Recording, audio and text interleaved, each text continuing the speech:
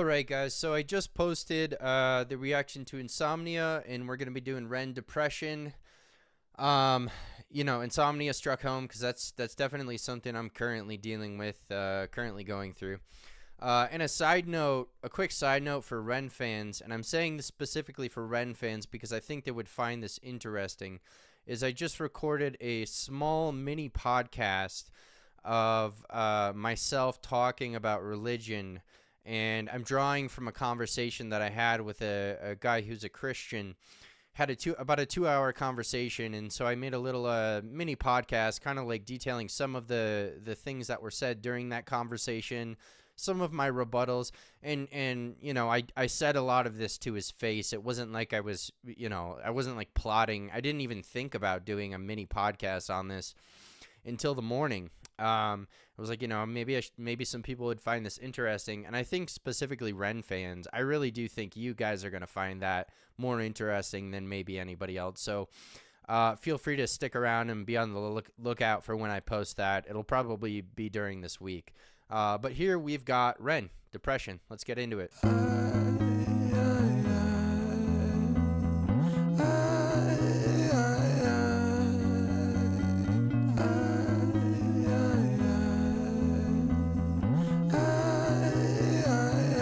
My thought patterns are composed by a time bomb for an author, like pigs to the slaughter, a symphony of... Wait, what? Hang on. My thought patterns are composed by a time bomb for an author. Composed by a time bomb for an author, like pigs to the slaughter, a symphony of self-doubt sings out, breath starts getting shorter, running water. It's the state that I wish to become. Instead, concrete envelops my movement and I'm rendered deaf and dumb, unable to heed the advice of others. Don't tell me things will get better, cause so far things haven't gotten better. I've got the sweater, poster child, bipolar, ADHD, therapist, wet dream. I don't want to talk about my father, I don't want to talk about my dead friend, I don't want to talk about myself. I'm sick of talking about my... Ren's ability to articulate these things, I've been formally diagnosed with depression. Personally, I don't think that was inaccurate. I think it stems from major anxiety, stemming from childhood trauma for me personally. But this is a very accurate depiction. He says, I hope to become like running water, but, makes the illusion of like, but I'm filled with concrete. I can barely move. I can't listen to anyone saying like, oh, it's going to get better. This, that. It's like, it doesn't even like impact. That's what's crazy about it, is people might think they're like doing a service by saying that. And like, I'm not saying don't say that to people who are depressed, but it is crazy that being in that depressed state is like, it doesn't matter what you say. Like, you can barely get a word out of that person who's depressed. We'll keep going, and I'll talk a little bit more at the end, and I'll kind of like let it play out here. Myself. I'm sick of talking about myself and realizing that talking about myself never ever helps. Still, I call for help, cause I really want help. But the pills didn't seem to help, and the therapist didn't seem to help. But still, I want help. I've danced with the devil in hell. I've sat in a prisonless cell, and here I always dwell, in this prison in myself. I do this thing where my mind travels back to the golden age. You know those times where you were carefree and everything was golden? The golden age. You know those times where everything was golden, where you were carefree and everything was golden? The hardest thing I ever had to do was come to terms with the fact that that time never really existed. I've always felt so fucking detached and broken, bruised and mismatched. Find it hard to relax, living under the cracks. Tried to fill in the gaps, lying here on my back. Still, I can't find it. Sense of peace in my mind declined it. Pulse increase and my sweat combines with a feeling so deep I fall inside it. Wow, man, he's saying so much. And interesting. So similar to Insomnia, it's almost like spoken word. It's not like now he kind of does sometimes a little bit more like rap, like the syllables hit at the certain time where it's all cohesive, and the syllables hit right where they're supposed to. This is more like spoken word, and I like it. And musically, like that, the melancholy track, it almost, and even the drums and like the sequencing of it is like, it comes in and it's like, it's heavy and it's slow and it's kind of like when you're depressed and you try to get up and go to the bathroom or brush your teeth or even eat food. It's like this slumber, like this really slow, heavy movement. And I feel like that's reflected in the musical elements of this song, which I think is really cool. Um, but he even talks about the golden, like, remember when things just flowed and they were golden, like as a kid. Um, and I had that for sure, but for me it was around like 8 or 9 is when like things started manifesting for me, to where things were heavy. I didn't feel. I mean, I would say honestly, like third grade might have been like the last year that like I had like a light.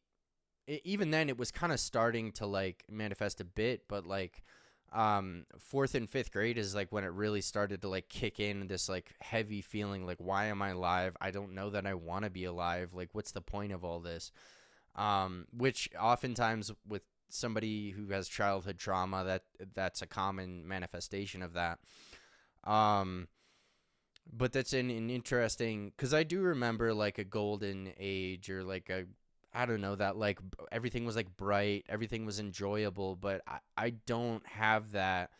There's a certain, like, most people, they'll have that for like a long period of time, and then like, maybe middle school or high school, it just kind of starts to fade out. But for me it was like yeah, fourth or fifth grade when that started to kick in, and then from that point out, everything was like kind of heavy. There were moments where like there were times where I was able to become lifted, and like I was able to just kind of flow like water.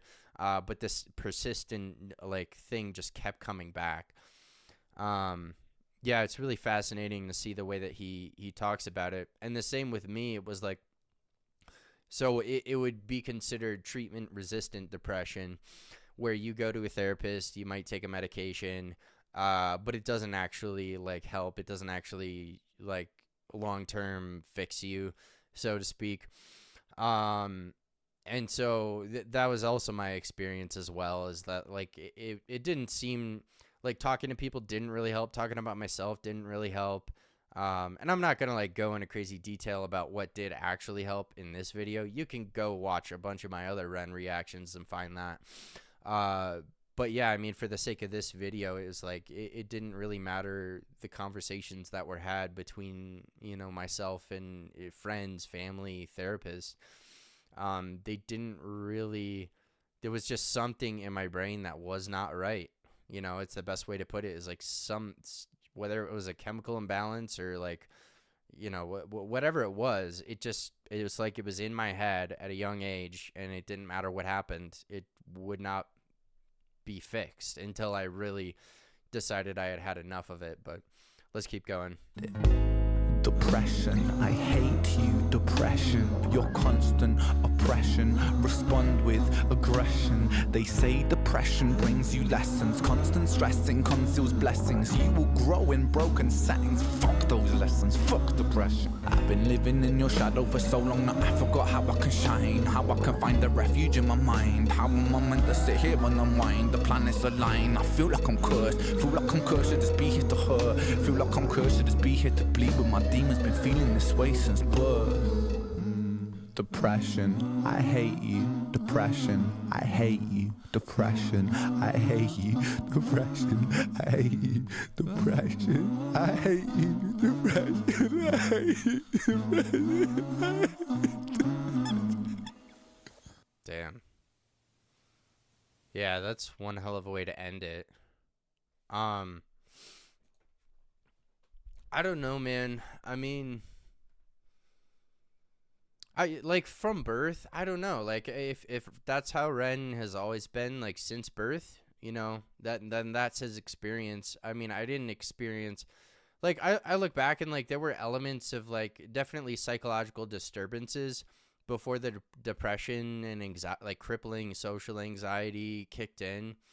Um but for me, like there was a small, there was a small window where like there were elements that were enjoyable, and there were, even in middle school and high school, there were times where I was hanging out with friends and we were all having a great time. And, and then there were other times where it was so persistent that we'd be at a sleepover on a Friday night in high school, and I'd have like three, four friends hanging out, and they'd be like trying to help me, like, yo, like, what is wrong, man? Like, like genuinely trying to help me, but they weren't equipped for that. Like they can't be equipped for that at that age. And I barely understood what was going on, let alone, my friends. But I know it's corny, but I don't ever lose hope, man. Just because, so like I dealt with it from, it came in like 8 years old.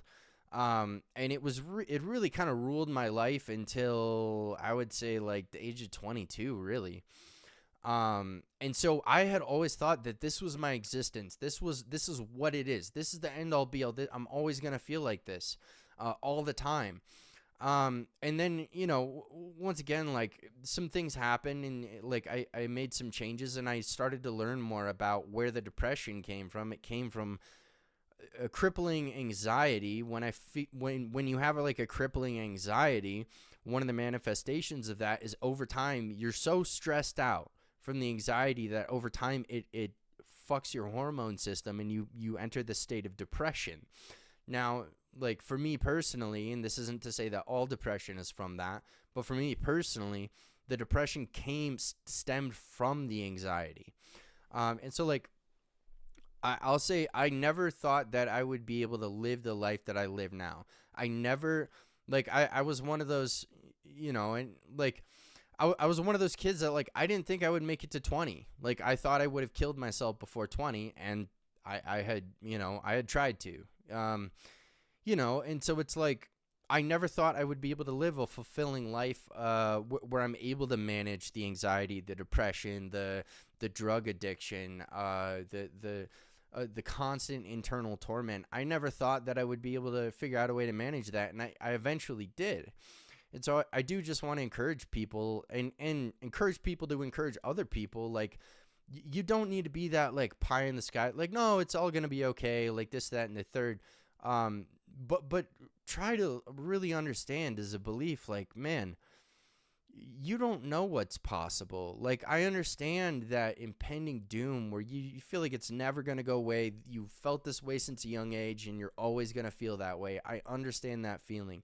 But just because you feel that way does not mean that it's true. Maybe that's a hard pill to swallow, but I would say that's a better pill than, some pills to swallow. So, well, thank you guys for watching. I'll wrap this one up, man. Yeah, take care.